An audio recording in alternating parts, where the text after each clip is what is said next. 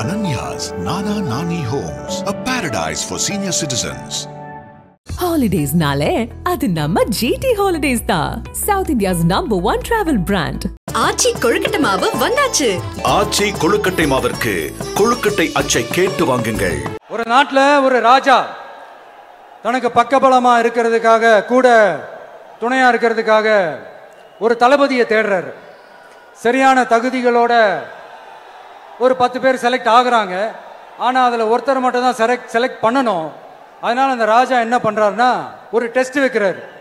அந்த 10 பேர் கையிலையும் விதை நெல்லை கொடுத்து இதை நல்லா வளர்த்து கொண்டு வாங்க, ஒரு 3 மாதம் கழிச்சு வாங்கன்னு சொல்லி அனுப்பி வச்சிடுறாரு.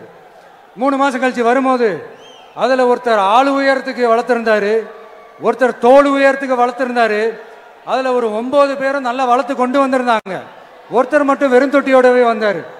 என்னன்னு கேட்டதுக்கு, நானும் தண்ணி ஊற்றி ஊற்றி பார்க்குறேன், உரம் வச்சு பார்க்குறேன், வளரவே மாட்டேங்குது ராஜா, என்ன பண்ணுறதுன்னு தெரியலன்னு சொன்னதுக்கு ராஜா அவரை கட்டி அணைச்சிக்கிட்டு, இனிமே நீதான் என்னுடைய தளபதி, எல்லா அதிகாரமும் உனக்கு தான் சொன்னார். ஏன்னா அந்த 10 பேர் கையிலையும் ராஜா கொடுத்தது அவித்த விதை நெல், அது முளைக்கவே முளைக்காது. அந்த 9 திருட்டு பயலும் என்ன பண்ணியிருக்காங்கன்னா வேற விதை நெல்லை வாங்கி அதை வளர்த்துட்டு ராஜாவையும் மக்களையும் ஏமாத்திருக்கிறாங்க. ஆனா இவர் மட்டும் உண்மையை போட்டு உடைச்சிட்டார். அதனால ஒரு நாட்டுக்கு திறமை எந்த அளவுக்கு முக்கியமோ அந்த அளவுக்கு உண்மையும் நேர்மையும் முக்கியம். இப்போ நீங்க எல்லாரும் தான் அந்த ராஜா. நீங்க தேர்ந்தெடுக்க போற அந்த தளபதி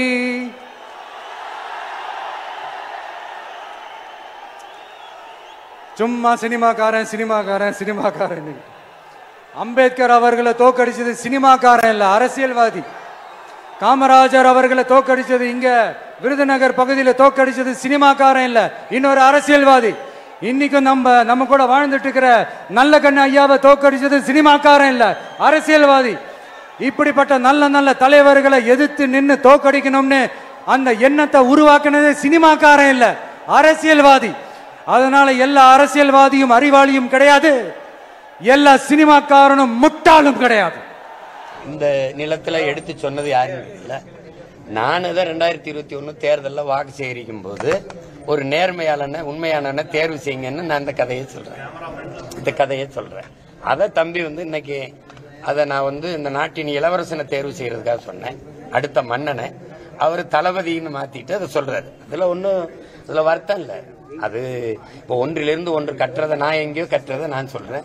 அவர் இதை கட்டுறது அண்ணன்ட்ட கட்டுறது தம்பி இன்னொரு இடத்துல சொல்றாரு. அது தவறு ஒண்ணு.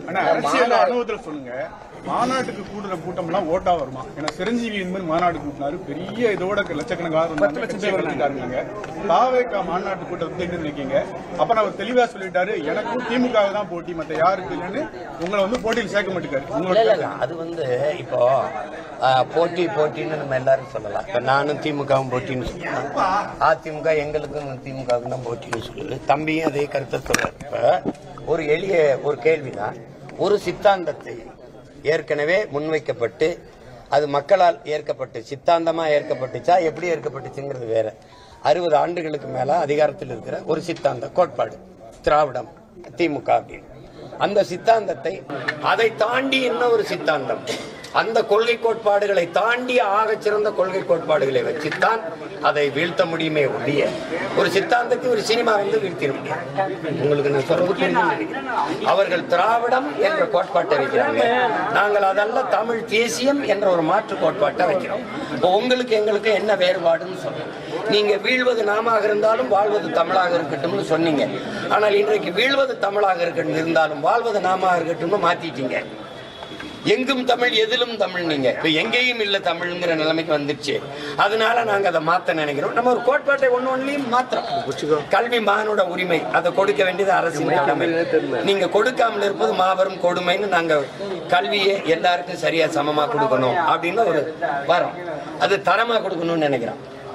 அதே மாதிரி மருத்துவம் ஒரு மகத்தான சேவை, அது என் மக்களுக்கு தேவைன்னு நினைக்கிறோம். அதை ஆக சிறந்த மருத்துவத்தை ஒரு 8 கோடி மக்களால் நிறுவப்பட்ட ஒரு அதிகாரத்தால் தர முடியாத கல்வி மருத்துவத்தை ஒரு தனியார் முதலாளி கொடுத்து விடுவான் என்பதை நான் ஏற்கல. நான் அவனை விட பல மடங்கு தரமா என் மக்களுக்கு கல்வி மருத்துவத்தை குடிநீர் விநியோகத்தை நான் கொடுக்க முடியும்னு நான் நினைக்கிறேங்கிற கோட்பாட்டை நான் வைக்கிறேன். நான் அதை செய்வேங்கிறேன். அப்படி சொல்லிதான் நீங்க பண்ண முடியும். என் தம்பியே பேசும்போது நான் முன்வைக்கிற கருத்துக்கு நீங்க வாக்கு செலுத்துங்கன்னு சொல்லல, என் முகத்துக்கு வாக்கு செலுத்துங்கிறப்ப மக்கள் செலுத்துவாங்க. இந்த முகம் இன்னைக்கு இருக்கிற மாதிரி 5 வருஷம் கழிச்சு இருக்கேன். விஜய் தான் சொன்னாங்க. புரியுதா உங்களுக்கு? அந்த முகத்துக்கு வாக்கு செலுத்துவாங்களா தமிழக மக்களுக்கு என்ன அது பொறுத்து. நான் இந்த மண்ணில் கால் எடுத்து வச்ச உடனே ஒரே ஒருத்தரை பத்தி தான் மனசுக்குள்ள ஓடிக்கிட்டே இருந்தது. அவர் யாருன்னு உங்களுக்கும் தெரிஞ்சிருக்கும். சினிமானாலும் சரி, அரசியல்னாலும் சரி, நமக்கு ரொம்ப ரொம்ப பிடிச்சது புரட்சி தலைவர் எம்ஜிஆர் அவர்கள் தான். அவரோட பழகிறதுக்கு எனக்கு வாய்ப்பு கிடைக்கல. ஆனா அவரை மாதிரியே குணம் கொண்ட என்னுடைய அண்ணன் புரட்சி கலைஞர் கேப்டன் விஜயகாந்த் அவர்களோட பழகிறதுக்கு எனக்கு நிறையவே வாய்ப்பு கிடைச்சது. அவரும் இந்த மதுரை மண்ணை சேர்ந்தவர் தானே, அவரை மறக்க முடியுமா? தமிழ்நாட்டு மக்கள் உணர்வுபூர்வமா உண்மையா நம்ம பக்கத்திலே நிக்கிறவங்க, அதுக்கு ஒரு மிகப்பெரிய அடையாளம் தான் இந்த மதுரை மண். நம்ம தமிழக வெற்றி கழகம் கையில் எடுத்திருக்கிற அரசியலும் அப்படித்தான். உண்மையான அரசியல், உணர்வு பூர்வமான அரசியல், நல்ல அரசியல், நல்லவங்களுக்கான அரசியல், நாட்டு மக்களுக்கான அரசியல், நல்லது மட்டுமே செய்கிற அரசியல். ஒரு இனத்தை வழிநடத்தி அதிகாரத்தை வரணும்னு நினைக்கிற ஒரு தலைவன் ஒரு மாநாட்டுக்குன்னு ஒரு உரை தயாரிக்கும். அதுல கடந்த முறை நீங்க கொள்கை வழிகாட்டியா சொன்ன யாரை இந்த வாட்டி பேசல. அது விட்டுட்டு திடீர்னு பேரறிஞர் அண்ணாவையும் பெருந்தகை எம்ஜிஆர் அவர்களையும் எடுத்து விட்டீங்க. ஒருத்தர் ஒரு கட்சியை தொடங்கினவர், இன்னொருத்தர் இன்னொரு கட்சியை தொடங்கினவர். எந்த கட்சியை ஒழிக்கணும்னு என் தம்பி சொல்றாரோ அந்த கட்சியை தொடங்கின பெருமானே அவர் தான், அண்ணா அவர்கள் தான். அப்ப அவர் வழியில போய் அவர் கட்சியை ஒழிக்கிறதுங்கிறது அடிப்படை வேடிக்கை. ரெண்டாவது மதுரை அப்படின்னாவே என் தம்பி தராம பாருங்க. ஒண்ணு மீனாட்சி கோயில், வைகை, அப்புறம் நாங்க இப்ப ஜிகிர் தண்டா, ராத்திரி இட்லி கடையெல்லாம் எப்ப விட்டாங்க, அதெல்லாம் அடையாளம். மதுரைனா அதுக்கு நான் தேடி அதுக்கு சொல்லணும். அதை விட்டுட்டு அவர் பேசுற போது பாருங்க, எம்ஜிஆர் யாருன்னு தெரியுமா உங்களுக்கு? எம்ஜிஆர் யாருன்னு தெரியுமா? உனக்கு தான் தெரியுது, எல்லாரும் தெரிஞ்சா அவரை புகழ்ந்துருக்கான் விருதில்ல. அவர் அப்பதான் அவர் தெரிஞ்சுக்கிறாரு எம்ஜிஆர் யாருன்னு தெரியுதா. எங்க அண்ணன் விஜயகாந்த் தெரியுதான்னு நான் என்ன கேட்கிறேன், அவர் கட்சி ஆரம்பிச்சாப்ல ஒரு போட்டிட்டாரு. நான் கூட அவர் போட்டிட்ட அவர் கட்சி வேட்பாளர்கள்லாம் போய் ஆதரவா வேலை செஞ்சேன். அவருக்கே பேர்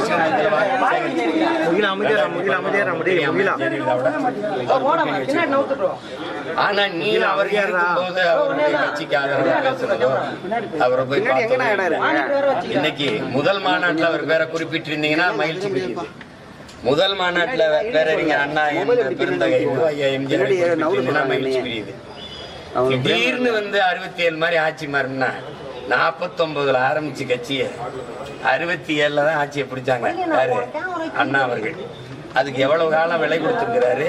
அதுக்கு முன்னாடி 2 முறை தேர்தல் வென்று தோற்று 22 விழுக்காடு வாக்க வச்சு மூதறிஞர் ராஜாஜி, கம்யூனிஸ்ட் கட்சி, அப்புறம் நம்முடைய தமிழர் தந்தை சீபாதித்தனாருடையது, ஃபார்வர்ட் பிளாக், இந்த கட்சிகள்லாம் இணைச்சிட்டு தான் நின்று வென்றாங்க.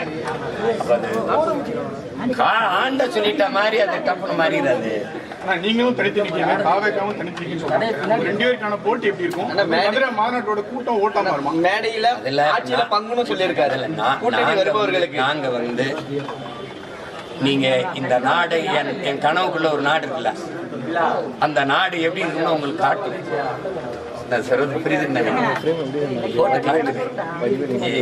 என்னுடைய ஆட்சியில கல்வி எப்படி இருக்கு பாருங்க, எங்களுடைய ஆட்சியில சாலை எப்படி இருக்கு பாருங்க, எங்களுடைய ஆட்சியில காவல்துறை எப்படி இயங்குது பாருங்க, போக்குவரத்து எப்படி இருக்குது பாருங்க அப்படின்னு காட்டுவேன். இது சாத்தியமான பாருங்க, இந்த நாட்டுல சாத்தியப்படுது பாருங்க, இப்படி வேலை வாய்ப்பை கொடுப்பேன் பாருங்க, இப்படி மருத்துவத்தின் தரத்தை கொடுப்பேன் பாருங்கன்னு என்ன சொல்லுவேன். பேசி நீங்க நம்பல. ஏன்னா 15 வருஷம் என்னை காலி பண்ணிட்டீங்க. ஆனா இப்ப நான் உங்களை நம்பல. அதனால என்ன செய்யறேன், இந்த வாரம் இப்படி இருக்கும்னு காட்டி அது நீ பொறுத்து இருந்தா பாக்கணும். Ananya's Nana Nani Homes, a paradise for senior citizens. Holidays nale adu namma GT Holidays da, South India's #1 travel brand. ஆச்சி கொழுக்கட்டை மாவு வந்தாச்சு. ஆச்சி கொழுக்கட்டை மாவிற்கு கொழுக்கட்டை அச்சை கேட்டு வாங்குங்கள்.